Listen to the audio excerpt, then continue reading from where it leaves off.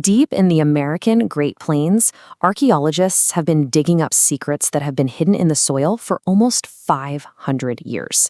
Now, these secrets don't glitter like gold, but trust me, the story they tell is way more valuable. So let's dig in and uncover that story together. Okay, so check these out. What you're looking at are some really specific artifacts. On the left, you got these copper crossbow points, and on the right, these kind of weird-looking carrot-headed horseshoe nails. Now, there's no doubt about it, these are Spanish and they're old. We're talking the 1540s. And the crazy part is where they were found. Places like Blanco Canyon in Texas and all the way up in central Kansas. And that right there, that's our central mystery. I mean, think about it. The Spanish were thousands of miles from their main bases down in Mexico. So what in the world were they doing here? To figure this out, we've got to follow this incredible trail of breadcrumbs they left behind, scattered all across the American Southwest. Okay, to crack this case, we really have to put on our archaeologist hats. See, for them, some objects aren't just, old stuff. They're more like signposts, pointing to a very specific person, a specific place, and an exact moment in time. The official term for these is diagnostic artifacts. But honestly, the best way to think of them is like historical fingerprints.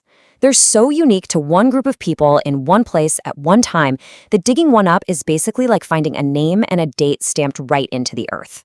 So these are the exact fingerprints we're looking for from this mystery expedition. Take the crossbow, for example. By the 1540s, it was already getting a little old-fashioned. That makes Coronado's group one of the very last major expeditions to lug them into the Southwest. So when archaeologists find these specific crossbow points next to these nails, these metal lace tips called aglets, and these particular glass beads, bingo.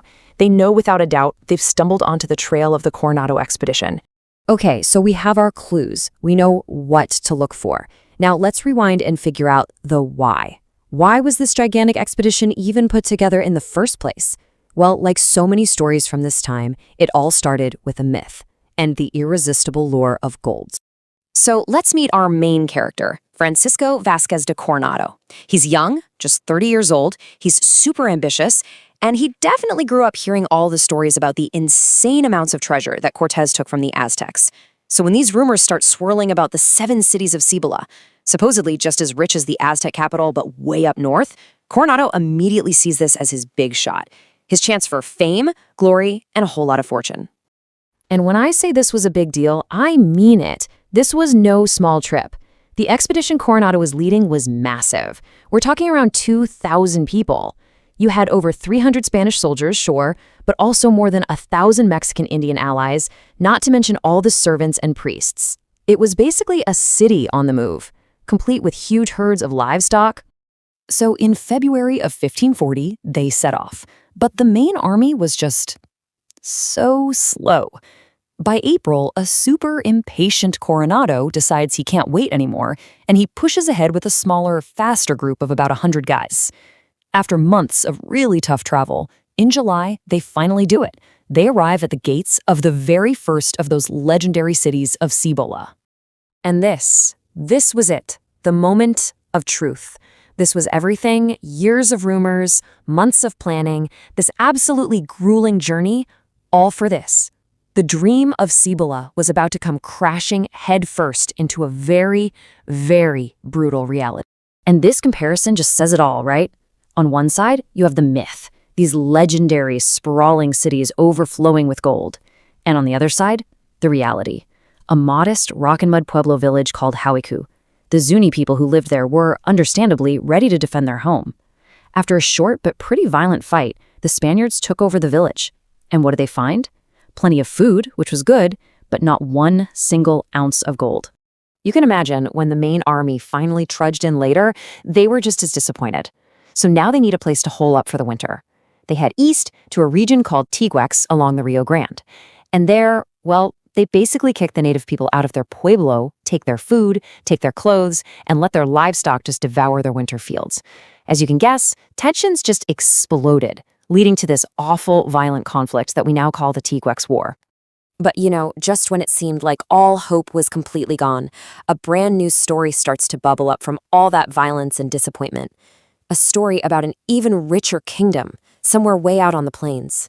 While they were camped out at Tiguex, the the Spanish meet this guy, a captive from the Great Plains, who they nickname the Turk. And he starts telling them these unbelievable stories about a place to the east called Quivira. He's talking about a king who eats off solid gold plates and where golden bells just hang from the trees. And just like that, their hopes are soaring again. Coronado and his men were absolutely ready to believe. So comes spring of 1541. The whole army packs up and heads out from the Rio Grande with the Turk leading the way. They march east, leaving the mountains behind and heading out onto this vast, flat expanse called the Llano Estacado, the staked plain of Texas and beyond. And let me tell you, it was a landscape like nothing any of them had ever seen before. One of the soldiers on the expedition wrote this, and it's just incredible.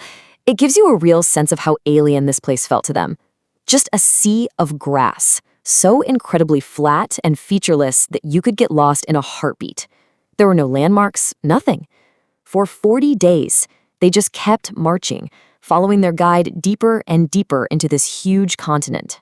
At a certain point, Coronado sent the main army back to Tiguex and just pushed on with about 30 of his best horsemen.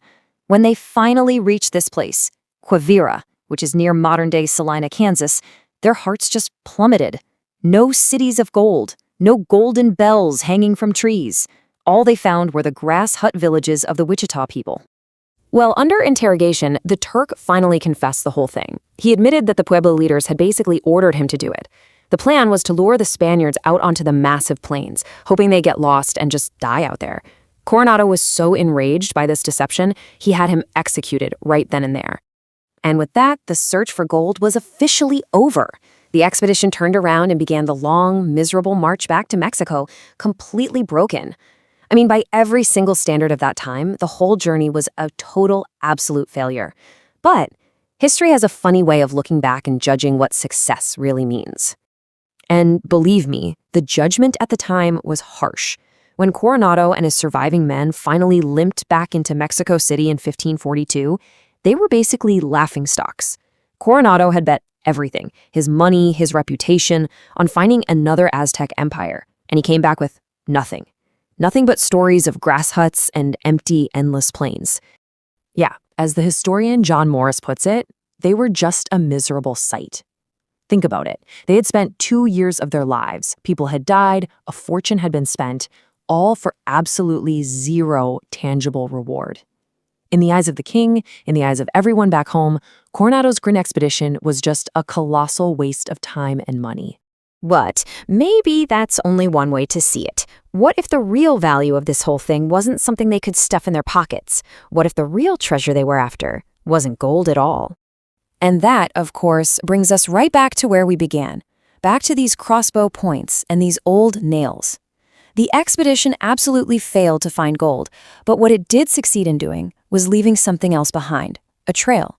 This trail of historical fingerprints that lets us, hundreds of years later, piece together one of the most epic and incredible journeys in American history. And that is their true accidental legacy. So I'll leave you with this thought. Coronado's story is a great reminder that sometimes the most valuable things we find aren't the things we were looking for in the first place.